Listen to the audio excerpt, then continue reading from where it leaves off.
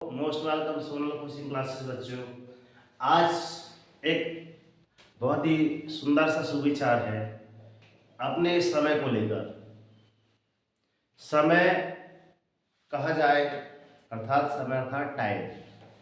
ये टाइम बह रहा है, जो समझ आ रहा है, बह रहा है अर्थात सुनता किसी की नहीं है। अगर आप बोल दें कि भैया आप यहीं पर ठहरिए ना, मैं थोड़ा सा आप काम करके आ रहा हूँ, क्या रुक जाता है? क्या नहीं रुकता, कदापि नहीं रुकता। मगर मगर क्या, बहरा तो है मगर देख तो सबको है। तो इतना फिक्स है कि समय बोला भी गया है कि समय का पहिया चलता है, दिन ढलता है, रात होती है, उसके बाद सुबह भी होती है। तो आप अपने जीवन में भी देखिए वास्तव में कि जैसा समय आडिग रहता है, सुनता किसी की नहीं है, करता अपने मन की है। तो वैसे भी आप अपने अच्छे विचारों को लेकर एक बार कोशिश करके देखिए, तो हो सकता है कुछ नया अंजाम मिल जाए। तो जिस प्रकार मैंने कहा कि समय बहरा है, सुनता किसी की नहीं है, मगर देखता सबको है, निगाहें सबकी ओर रहती हैं। तो आइए एक सुंदर सी क्लास में चलते हैं, जीरो टू हीरो लेवल। आज आपकी डेट है 4/4/24। तो जीरो टू हीरो लेवल में है 1 to 5 क्लास आपका पहली से पांचवी। पहली से पांचवी में है आपका टेबल नंबर 10। हम यहाँ पे टेबल बाय टेबल कवर कर रहे हैं। मेन टारगेट है समथिंग अपना ये टेबल कंप्लीट करवाना, समथिंग 20 से 25 टेबल क्लियर करवाना है। और आज हम पहुंच चुके हैं डोमेस्टिक एप्लीकेशन, क्या लिखा है? अप्लायंसेज। डोमेस्टिक अप्लायंसेज, DOMESTIC, ये हो गया आपका डोमेस्टिक। APPLIANCES,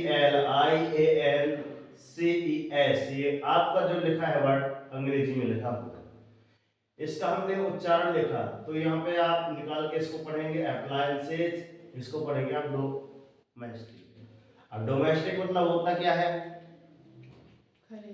ठीक है? फिर अप्लायंसेज मतलब होता क्या है, तो मैंने हिंदी लिख दिया है, ठीक। घरेलू उपकरण, ये अपना सीरियल नंबर, ये डोमेस्टिक अप्लायंसेज, ये उपकरण हिंदी है। तो यहाँ पे फर्स्ट पे आपका लिखा है रेफ्रिजरेटर। क्या लिखा है आपका? रेफ्रिजरेटर। अब स्पेलिंग देखिए,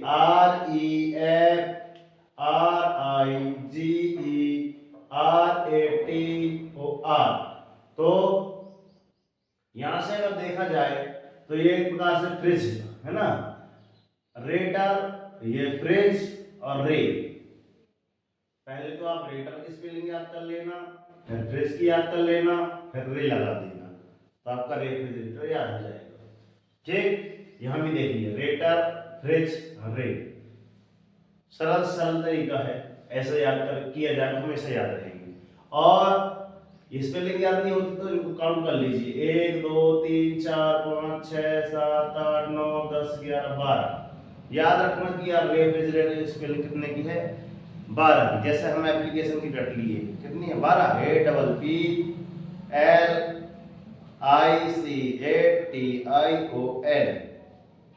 ना 11। तो वैसे होता है। फ्रिज मतलब जिसमें आता है अनुकूलित एक प्रकार का उपकरण है। आगे चलते हैं, सेकंड है आपका वॉशिंग, WASHING। क्या हो गया आपका? Washing, MACHINE। अगर इसको पढ़ेंगे तो CH से क्या बनता है? चा, तो इसका माचिन होगा। मैंने लिखा भी है माचिन, मगर हम क्या करते हैं, इसको माचिन नहीं मशीन पढ़ती है। ऐसा क्यों? ऐसा इसलिए क्योंकि CH के आगे क्या है देखिए, ए जो है आपका क्या है? वोवेल। और बाद में उसकी क्या है? आई, वो भी है आपका क्या? वोवेल। फिर यहां भी देखिए एन के आगे पीछे, एन के आगे आई है, ये भी वोवेल है, और ई ये भी वोवेल है। तो ये आपका क्या हो गया? क्या हो गया वास्तव में आपका? अगर किसी अगर किसी अगर किसी व्यंजन के आगे वोवेल लगा हुआ है तो वास्तव में उसका चा की जगह सा उच्चारण हो जाता है। तो यहाँ भी माचिस की जगह क्या हो गया आपका मशीन। ठीक है ना। आगे चलते हैं। थर्ड नंबर पे आपका टेलीविजन। थर्ड नंबर पे आपका टेलीविजन, TELEVISION।